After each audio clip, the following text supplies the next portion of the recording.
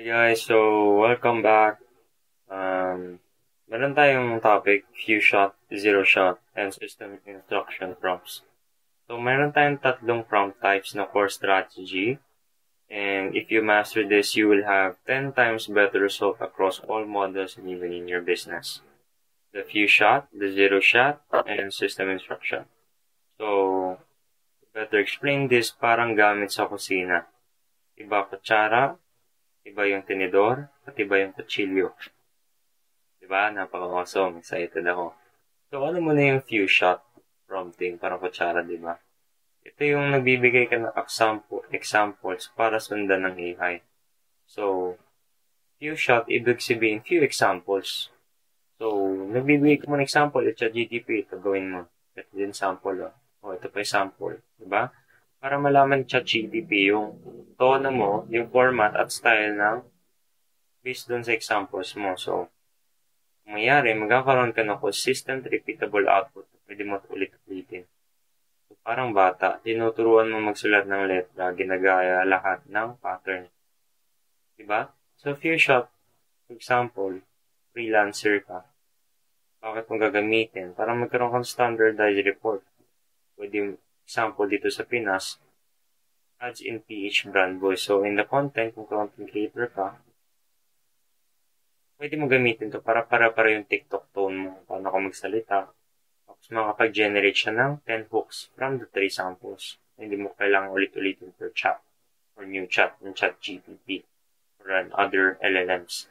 Coaching, coach ako, may mga script templates ako, tapos pwede niya gawin is client coaching framework. So, recipe book, sundan ng steps, laging same lasa. Bibigyan mo recipe yan sa ChatGPT. Zero shot prompting. Sabihin, zero example prompting. Walang examples, AI na bahala yung gumawa. So, best for ideation, brainstorming, quick tasks, downside, minsan generic, off-tone nga lang. Parang blind date. Pwede maging exciting, pwede maging sablay din. So, zero shot use cases, pwede siya for quick tasks. So, mabilis yung output nito, pero hindi yung consistent ng quality.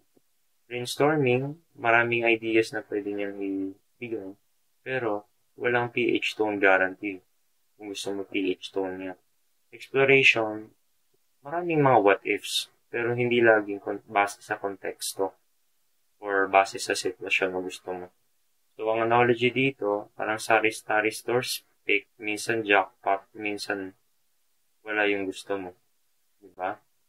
So, system instruction, ito naman yung pangatlo, yung the kutsilyo. So, pwede kang maglagay ng role, tone, limit, bago ka magtanong. So, mayroon ng system o structure na. So, parang, it keeps AI consistent kahit multi-step task, works best for branded or niche output. Technology dito is para siyang referee. Siya yung nagsiset ng rules bago yung laro magsimula yung laro. So, paano siya gamitin? So, let's say freelancer ko ulit. Ang system instruction is, lalagay mo yung role. You're a PH TikTok strategist. So, kapag nilagay mo role na gano'n, edi yung result niya, Gen Z lang hook. Coaching. You're a biblical life coach. Maglalabas siya ng faith-driven frameworks. So, these operations, you're a report analyst. So, consistent daily summary. So, ang maganda dito, kapag naglagay ka ng role sa prompt mo, ibig sabihin, imbis na maglagay ka ng multiple examples, since expert nga yung tao, inilagay mo dun sa yung role ng ChatGPT, hindi niya na kailangan ng example kasi nga expert na siya. So, napakalaking shortcut nito at tulong sa iyo. So, analogy, parang uniform sa trabaho. Kahit saan branch, same standard look. Diba? So, when to use each.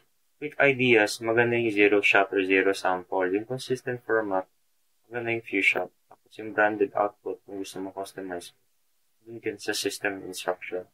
Parang games. Minsan practice mode, minsan guided mode, minsan custom rules.